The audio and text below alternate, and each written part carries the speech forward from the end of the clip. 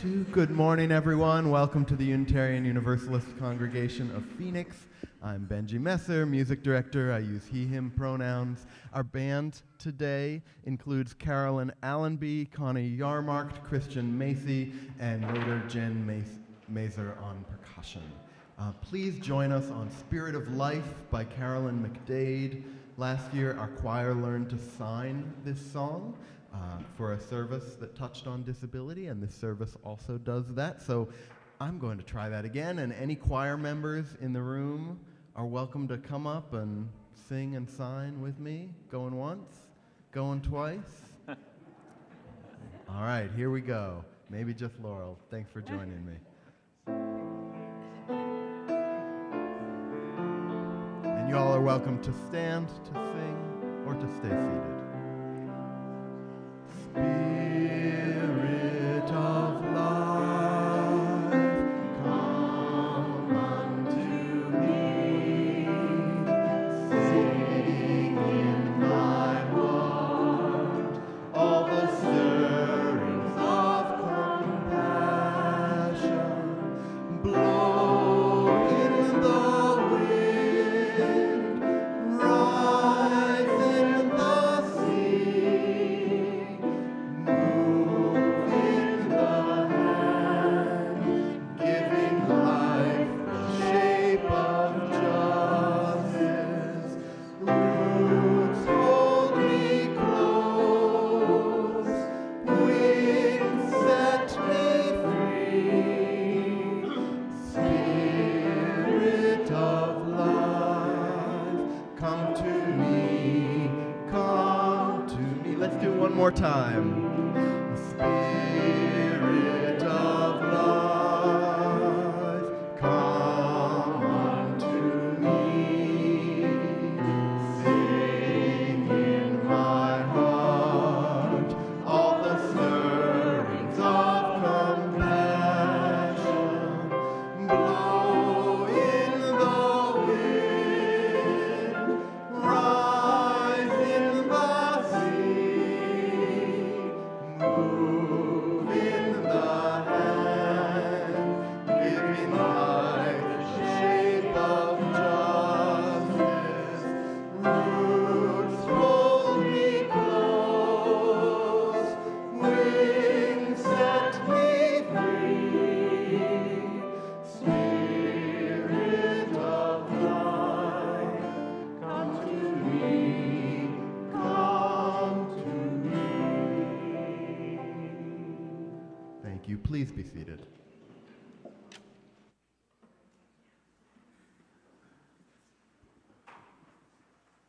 Welcome, sweet ones, to this place of meaning and belonging, a place where we gather with open minds, loving hearts, and willing hands. It is so good to be together. I'm Brigitta Vieyra, my pronouns are she, her, and it is an honor to serve as your ministerial intern this morning. Thank you. Our minister, Reverend Christine Dance, is here over there and will be with us for Together Time. Good to see you, Christine. Welcome to the Unitarian Universalist Congregation of Phoenix. Please find a place in our sanctuary where your body can be most comfortable. We have so many seating options, a table in the back full of art supplies, a shelf of sensory tools, and of course, so much space to stand, to sit, or to sway. The doors over here to your right lead to a quiet but very warm garden, and there are speakers there that allow you to still participate and hear our worship service. This morning, whether you come here together with laughter in your heart or with tears, we hope that you find a place at home or in the sanctuary that can hold you lovingly. We also want to give a very special welcome to all of those online. Can we turn and wave to them? Hello, dear ones. We have so many people joining us over Zoom, YouTube, and Facebook. And I also want to give a warm welcome to anyone joining us for the first time. It is good to have you. The Unitarian Universalist Congregation of Phoenix, we are here with a mission to be a spiritual community for our time, focused on diverse theological perspectives, radical inclusion, knowing that issues of justice and equity shape everything we are called to do.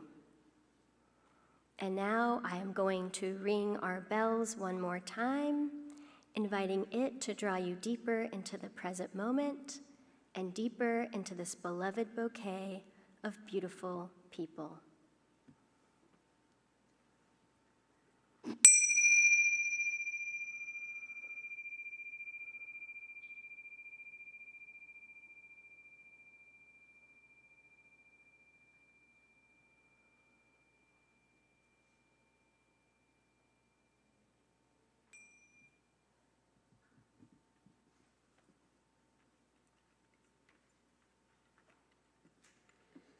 Good morning, everyone.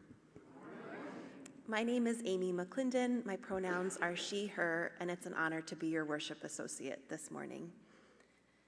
Our opening words are "All of Us Are Beautiful" by Thomas Rhodes. All of us are beautiful. We come in a variety of colors, shapes, and sizes. Some of us grow in bunches. Some of us grow alone. Some of us are cupped inward, and some of us spread ourselves out wide. Some of us are old and dried and tougher than we appear. Some of us are still in bud. Some of us grow low to the ground, and some of us stretch toward the sun. Some of us feel like weeds sometimes. Some of us carry seeds sometimes. Some of us are prickly sometimes. Some of us smell. And all of us are beautiful. What a bouquet of people we are. Please join me as we recite our covenant and Eric Ariano lights our chalice.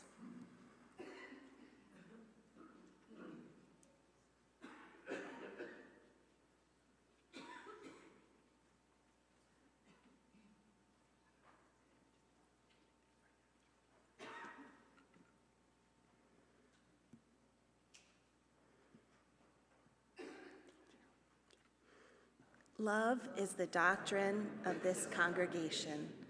The quest for truth is our sacrament, and service is our prayer. To dwell together in peace, to seek knowledge in freedom, to share our strength in fellowship. Thus do we covenant. In our UUCP neighborhood, our weekly newsletter is called Compass, and our website is phoenixuu.org. Both share what's happening among us and around us. Community is not just what we can create, it is also something we can count on. Here are some of the things you can count on this week. If you are new to UUCP or have been coming for a while and would like to know more, there is a Get to Know UUCP following today's service in room 11. Following today's service, Reverend Christine Dance will also be leading a group about rituals in Annex B. As Unitarian Universalists, we extend our willing hands beyond our sanctuary doors as a practice of generosity.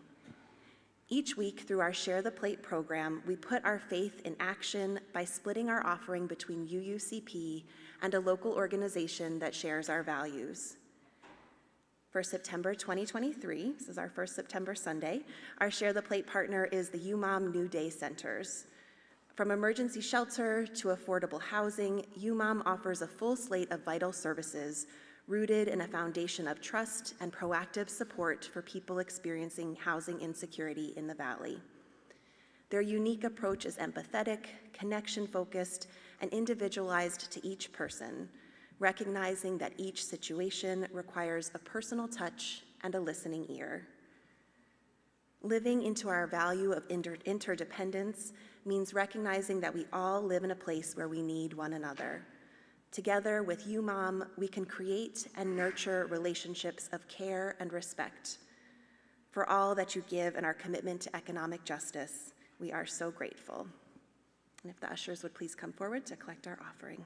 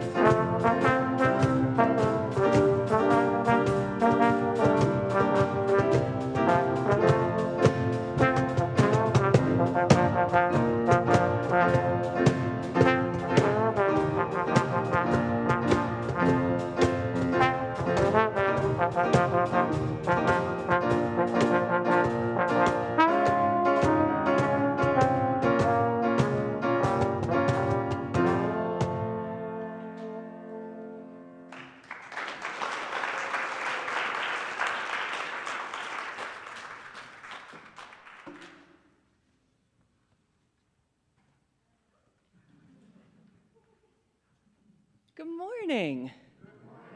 I'm the Reverend Christine Dance. I am the minister here. I am so thrilled to be sitting in the sanctuary and watching this. I realized I haven't done this since my first month with you all. I would like to invite anyone who is young at heart or who wants to be part of our Together Time to come forward. I get to do Together Time today because Miss Katie doesn't have a voice.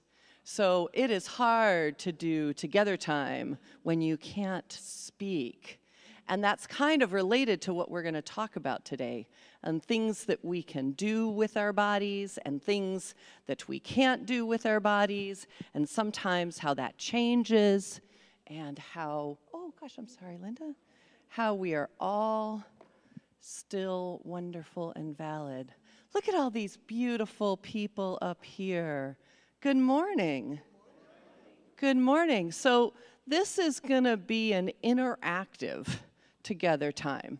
So I want to know, is there anyone who can do anything cool with their body? Yeah, can you? What can you do, Jessica? I'm growing a human. I mean,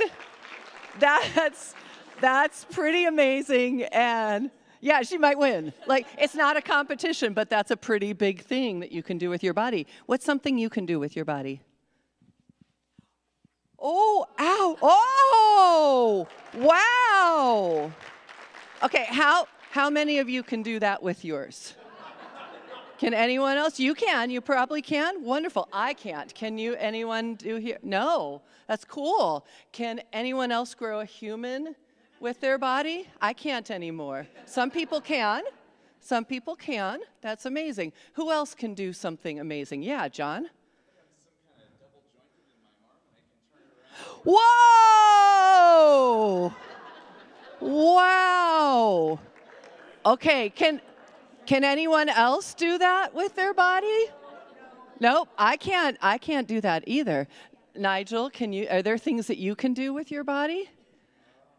You can decide to show or not. It's up to you. I know. Do you want me to hold anything? Okay.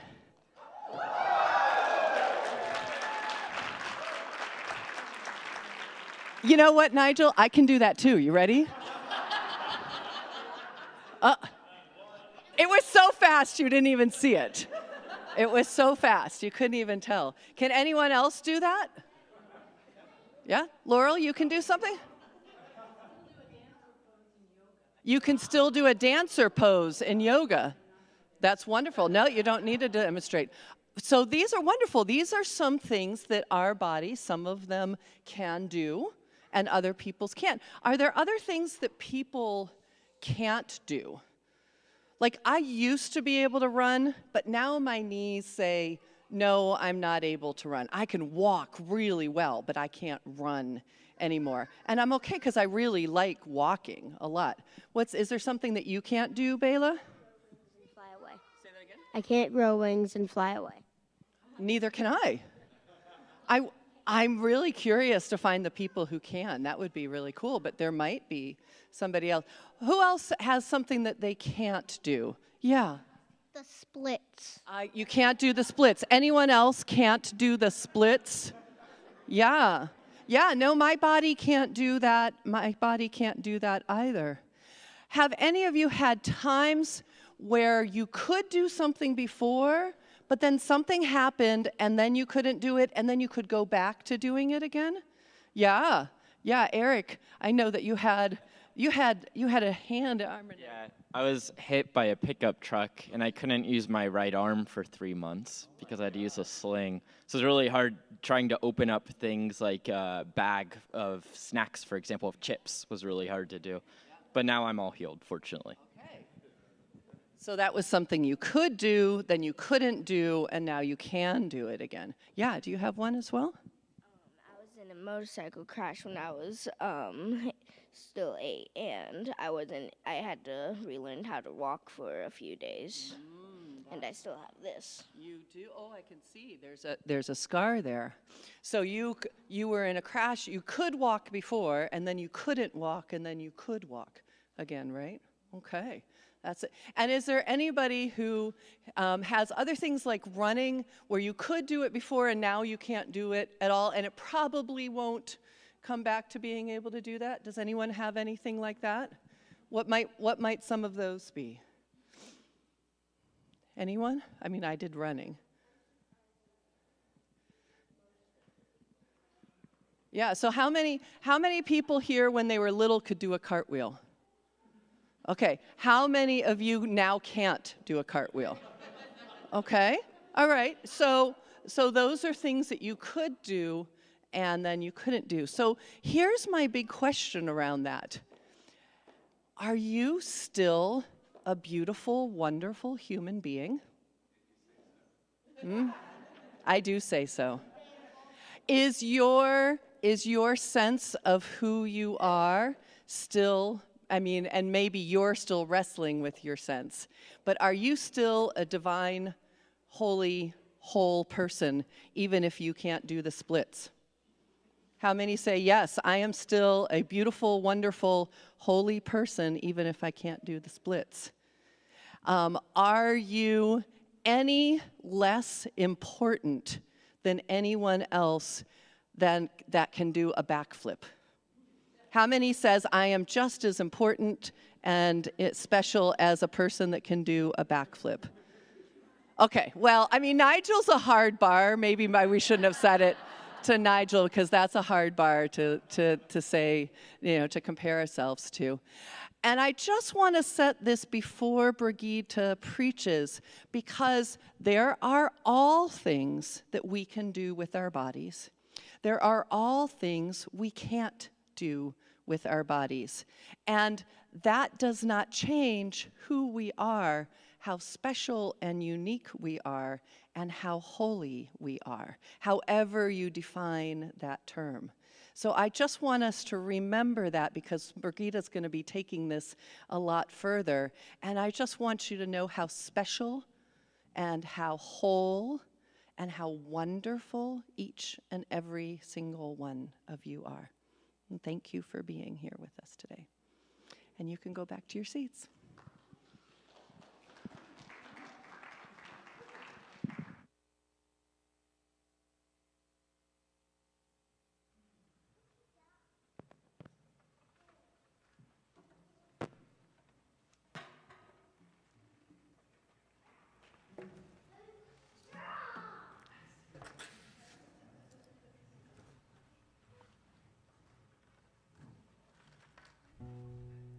is a beautiful song by Ruth Moody that she wrote and performs with her trio, the Waylon Jennies.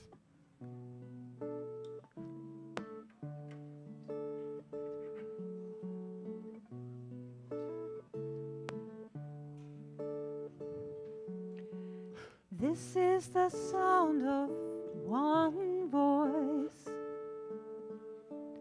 one spirit, one voice, the sound of one who makes a choice.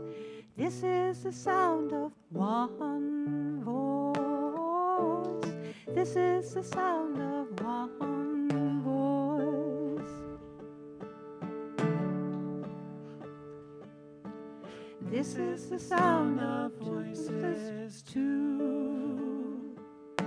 The sound of me singing with you, helping each other to make it through. This is the sound of voices too. This is the sound of voices too.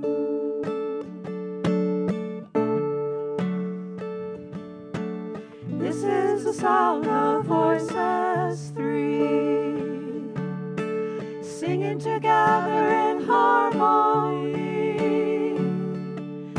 surrendering to the mystery. This is the sound of voices three. This is the sound of voices three.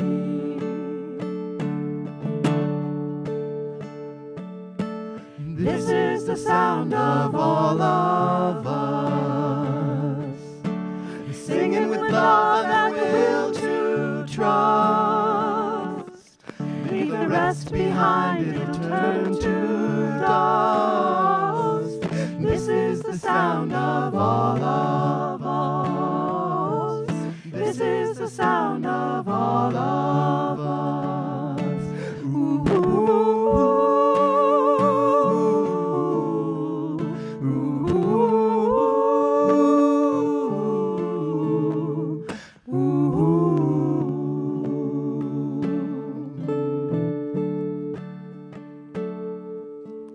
This is the sound of one voice, one people, one voice, a song for every one of us. This is the sound of one voice. This is the sound of one voice.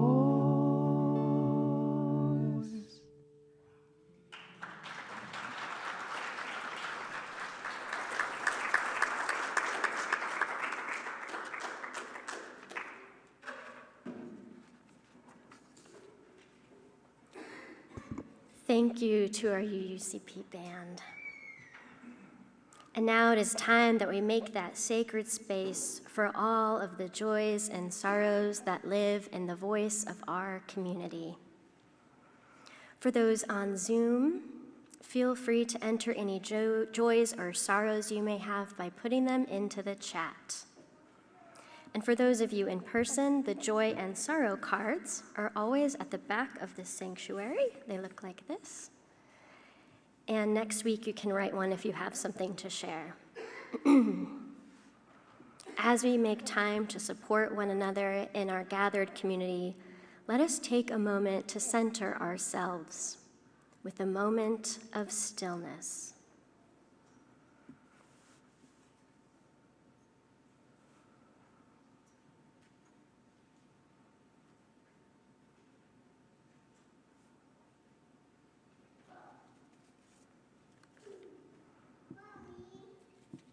From Jarrett Ransom, we have a sorrow for her father, John Ransom.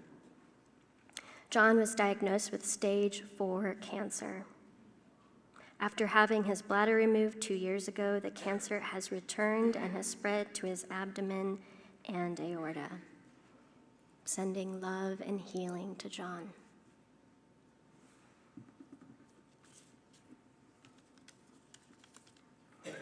From Art DuPont, We also have a sorrow this morning.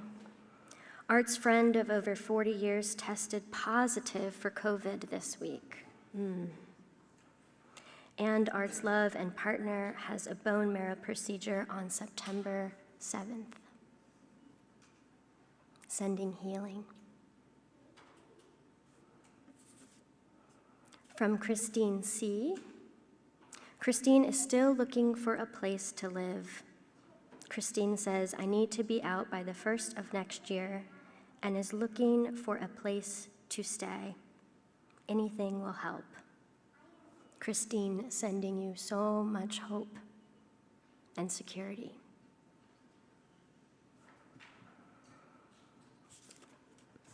I also have a blessing, which I would like to fold into a pastoral prayer.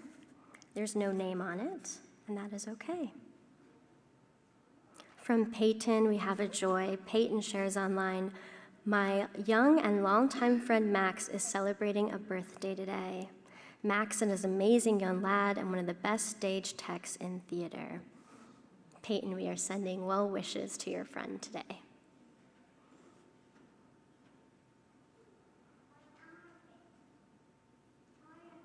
And it looks like that's all we have this morning. So please join me in a brief prayer. Spirit of life and love, we gather here together. We gather in reverence for the potentials of our lives as well as the limits of them. We give gratitude.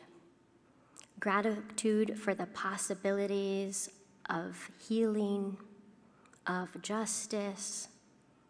We gather together in joyful celebration for birthdays. And this morning, we especially lift up all those involved in the labor movement, expressing abundant gratitude for all those who fight to make our labor just and joyous for us all. We also fold in this blessing from a community member. We bless our ongoing organizers fighting against regressive labor practices. This morning, we lift up all our rail workers whose concerns continue to be ignored.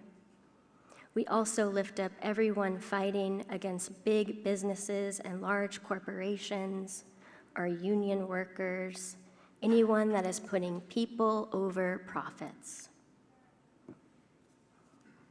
This morning, we especially gather together in collective hearts that are outraged at the racist Jacksonville shooting last week. This morning, we are honoring our grief, a grief as a testament to the fierce love in our bones, a love that knows another world, a world free from racialized political violence, from predatory labor practices. Another world is possible. And may we be the ones in our labors of love, in our fights for justice, who bring this more free world into existence. Amen. And now I invite you into a time of guided meditation. Let us take a moment to be here now. Gather your attention into the present moment. You might want to soften your gaze or close your eyes. Just simply be here now. Let your body become still. Ease your brow. Relax your jaw. And drop your shoulders. Let your breath be as easy as possible. However you are sitting, standing, or laying down, take a moment to evenly distribute your weight between the left side of your body and the right side. And on your next inhale, imagine that your spine is growing. And on the exhale, focus your awareness to how your chest is falling. Inhaling in and exhaling back out. And now bring your attention to the right side of your body. Feel the way your right lung and right belly is expanding and contracting. Notice the warm exhale coming out of your right nostril. Feel the breath go all the way through the right side of your body, all the way down to your toes on your right foot. Notice how this breath is bringing life to the right side of your body.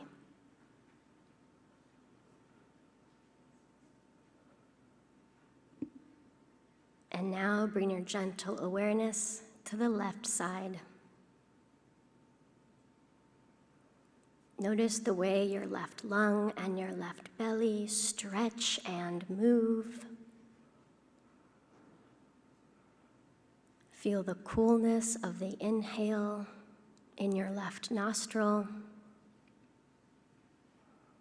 Feel the way your breath is moving through the left side of your body, down your left arm and through your left leg.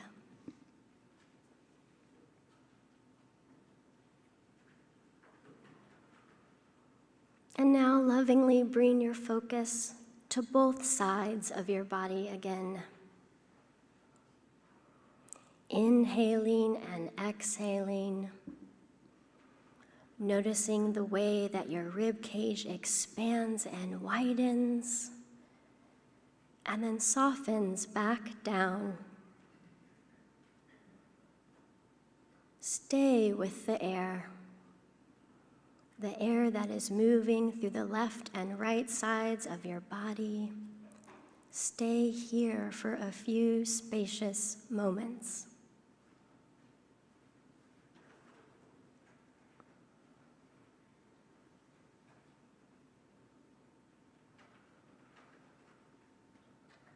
One more breath in, and another back out. And when you are ready, you can come back to this space, fully and awake and present. You can wiggle your toes or stretch what might feel good. As you return to the here and now, may you remember that you are whole and holy now. That all of these parts, including their limitations, make up your uniqueness. And may you trust the gift that you already are.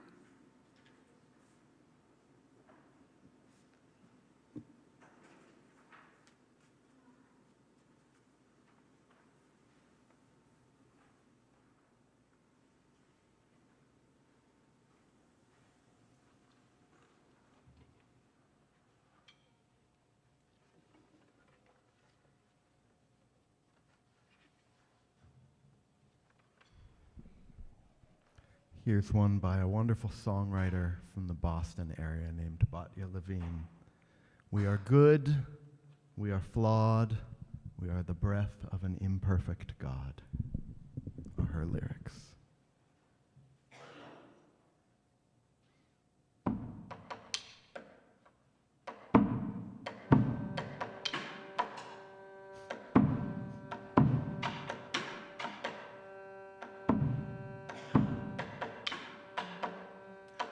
We are good, we are flawed, we are the breath of an imperfect God.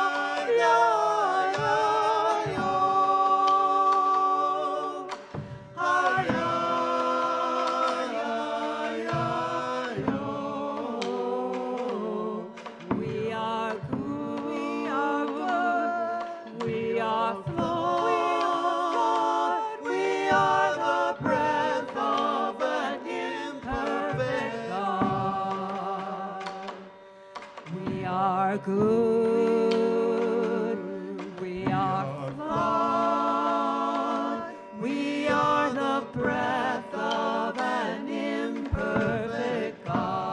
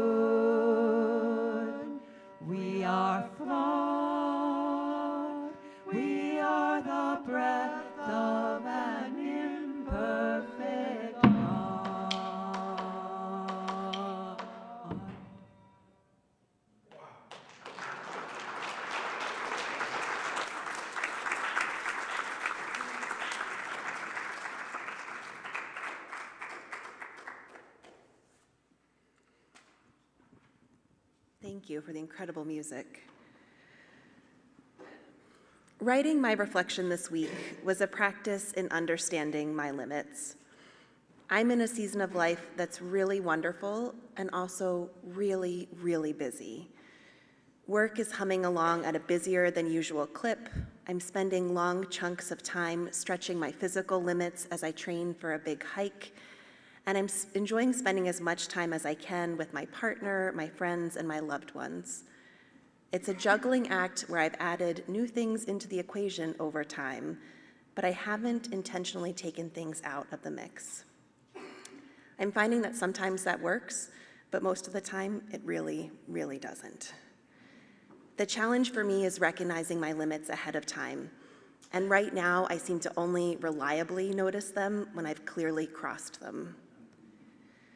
We live in such an individually focused world that I see my failure to uphold my commitments as a personal failing and as a burden on others, not as an invitation to interdependence, which Brigitta will share more about today. I wrote my reflection this week on a Wednesday morning at 6:30 a.m. before work, and I tiptoed right up to the edge of my limits. I thought about reaching out to Brigitta to ask for an extra day to get her my draft, and instead I powered through. And I was tired. As part of our UUCP Board of Trustees retreat last month, we each completed an assessment that identifies your top 5 strengths. One of mine is responsibility. If I say I'm going to do something, I'm going to get it done, and sometimes at great cost to myself. I've been trying to unpack where that comes from. As the oldest child, as a woman, as a student and an employee who has received a lot of positive reinforcement for getting the thing done, it's been socialized into me. I get a rush of dopamine when I receive that recognition, when I know that I've contributed to the successful completion of a work project or a Sunday service. And I want to do better about turning that responsibility inward.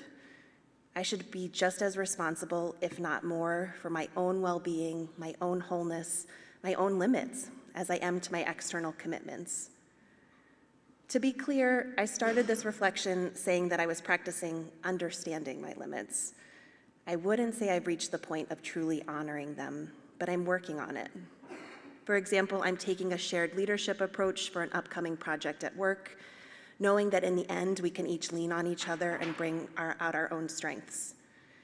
I'm taking a couple vacation days this month, just because, nothing planned for them. And I'm finding ways to outsource where I can. I still pick up my groceries every week at Fry's, and that hour I gain back is small but significant. I'm remembering that no is a complete sentence, and I'm taking tomorrow off as a blissful day of rest. I hope you each find some way to honor and understand your own limits this week. Thank you.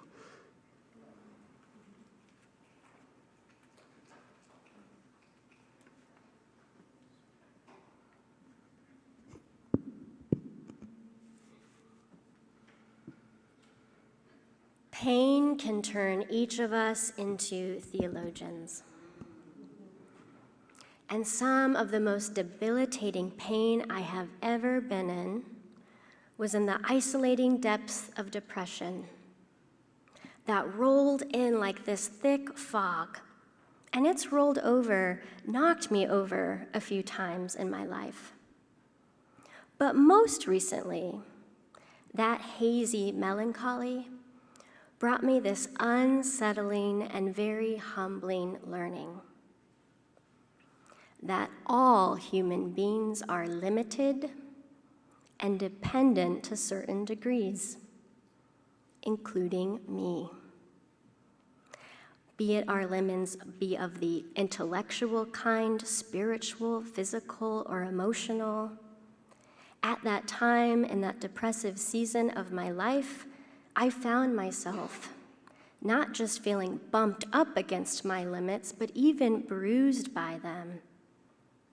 My embodied limits was a real challenge for me, partly because it didn't feel so complementary with our faith. I was drawn to Unitarian Universalism because of its do-gooder optimism, the kind that blazes forward to push the boundaries of what we can do as a faith community, the one that is relentlessly committed to making progress for justice and believes in the power of transformative love. But in the down-spiritedness of my depression waves, I found myself in this moral struggle with limits. I was unable to push through. Oftentimes, I didn't have the energy to sing what were my favorite hymns, and so I certainly had no capacity to answer the call of our faith to participate in justice-making. So there I was, in need of some new spiritual resourcing that could honor my disabled embodiment as a person suffering with mental illness. So I did what I always do. I went on a hunt to find theologies, ones that could educate my heart to not only pursue its potentials, but also embrace its limitations. Theologies that would not deny or depreciate my own limits or the limits of others. The limits model is one of those theologies, one of the things that I was searching for, and it comes from feminist theologian Deb Creamer. As an embodied theology of disability, the limits theology takes seriously that our bodies, our very bodies, which are good and flawed, are a primary source for spiritual enrichment and meaning-making. Limit theology attends to the human diversity, some of which we saw on display today with Together Time. Limits theology attends to the human diversity of recognizing just how common and unsurprising limits are. So instead of viewing disability as an exception to the norm, it takes the position that to be disabled is actually our most normal state of embodiedness. That disability is an expression of human limits and an intrinsic aspect of what it means to be human. That all of us are limited to varying degrees, and to be, quote, healthy is really just a temporary, transient state that varies person to person. And while we all have limits, they do differ and can be quite complex and complicated. As we go about our lives, some of our limitations are accepted, others rejected or degraded, and others of them accentuated. But it's when we deny the normality of limits in our lives that we start to dismiss disability as being an othering experience. So what happens when limits are understood as being an important part of what it means to be human, of what it means to live with a meaningful community in the wider world? What can happen is some of those dualistic categories of us versus them, of abled versus disabled, those of us who can do cartwheels and splits and those of us who can't, begins to lose its oppressive power. And in that opening space, a wider conversation can emerge. And I believe it's one that can move us out beyond that imaginary normative body and invite us back in to radical interdependence. Understood as a fluid experience, disability no longer becomes an either-or, but instead is more of a when, a where, and a how. Be it aging, experiencing the impact of the climate crisis on our health. Perhaps it's an arthritis flare-up, having to use crutches for a sports injury, going through cancer or a serious illness, or discovering new skills for a neurodivergent brain. Each of us is limited in our own unique ways. And it's when we dare to embrace our limits and the unique fluidity of them in our lives that this whole new world of theological reflection can open up for us.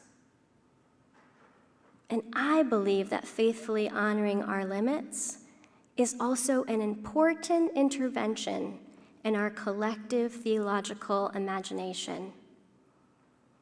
This is because, as a faith tradition, we've inherited universal theologies, ones that offer a common destiny.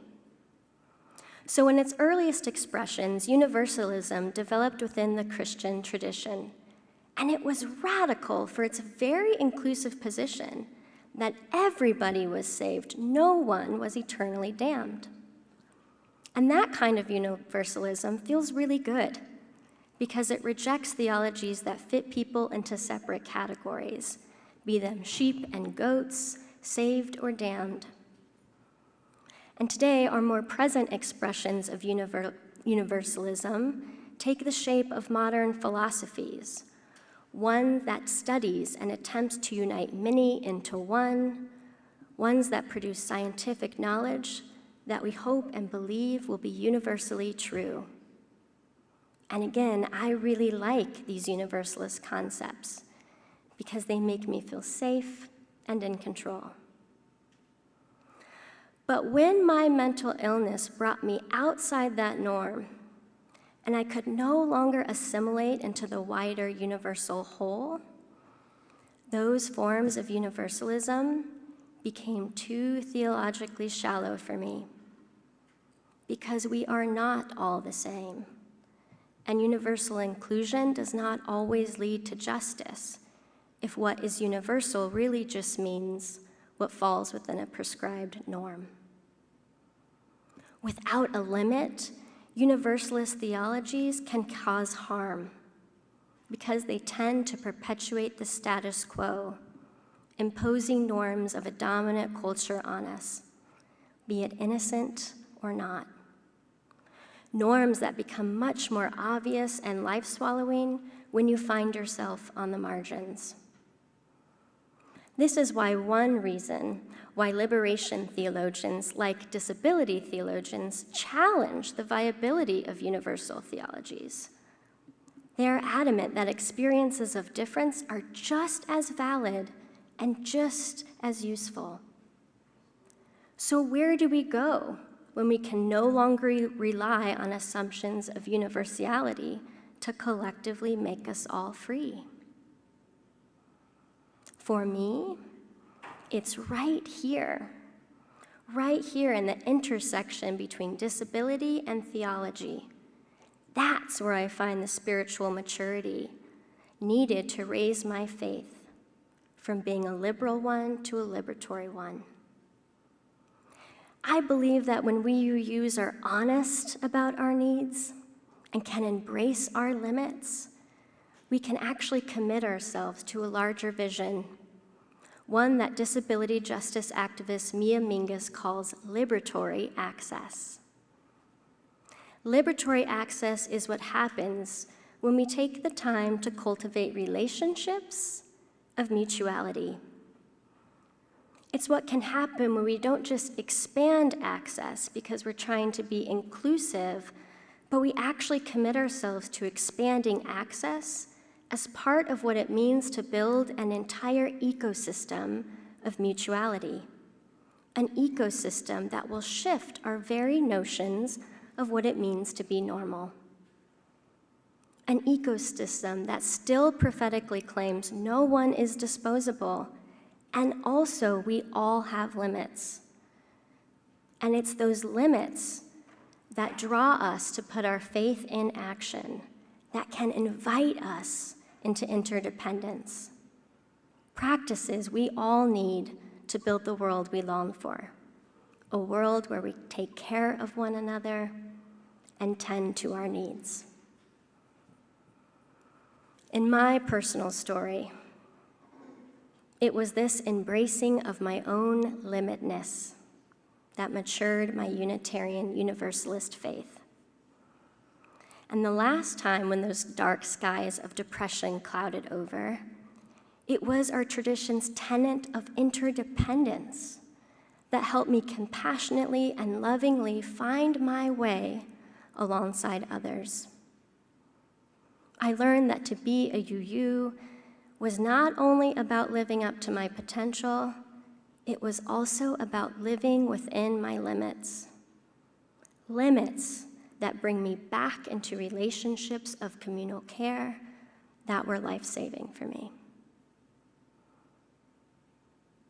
May we each trust the limits of our lives, for it is the limits that can lead us to a path of interdependence, a path that will take us to collective liberation, to a place of liberatory access, a place where your people are my people too. May it be so within limits.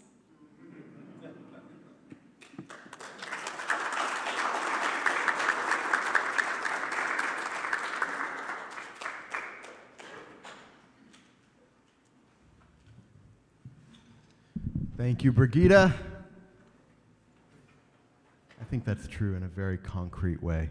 You know, the disabled folks I've known and been close to have been leaders in terms of figuring out how to live together and how to depend on each other, and lots of lessons for all of us. Let's join together on the song that Brigitta was quoting about doing things together. Feel free to stand or to stay seated. This is Where You Go, I Will Go by Shoshana Jedwab.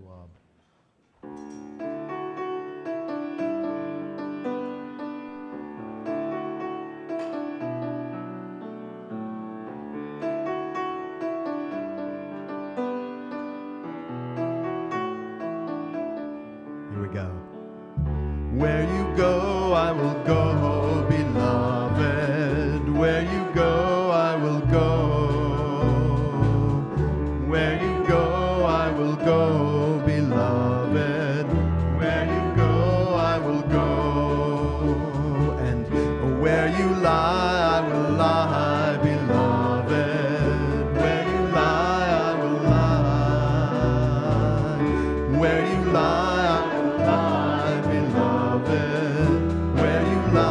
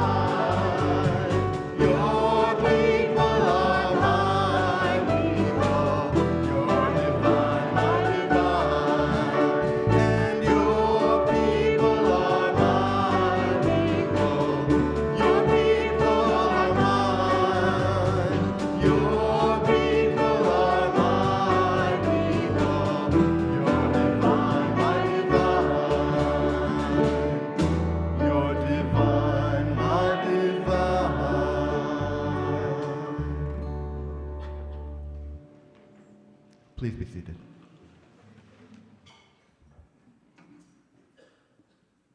Amen. You're divine, my divine. Let us continue living into community with coffee. So starting this week, we will be having in-person coffee only, and I want to take a moment to express deep gratitude for all of those involved who did the virtual coffee, the ones that kept us company during the pandemic, the one that made our community vibrant and alive online. Don't worry, our adult faith development team will continue to offer engaging ways of being together, both in person and online. And we have some of those today. So adult and children's activities, including our Get to Know UUCP, will begin at noon, and it will be in the Johnson Room. And of course, we also have a rituals group with Reverend Christine today as well. So let us take a moment to collect ourselves with some gathering words. Beloveds, let us go forth faithfully honoring our limits, trusting our limitness as an invitation into interdependence.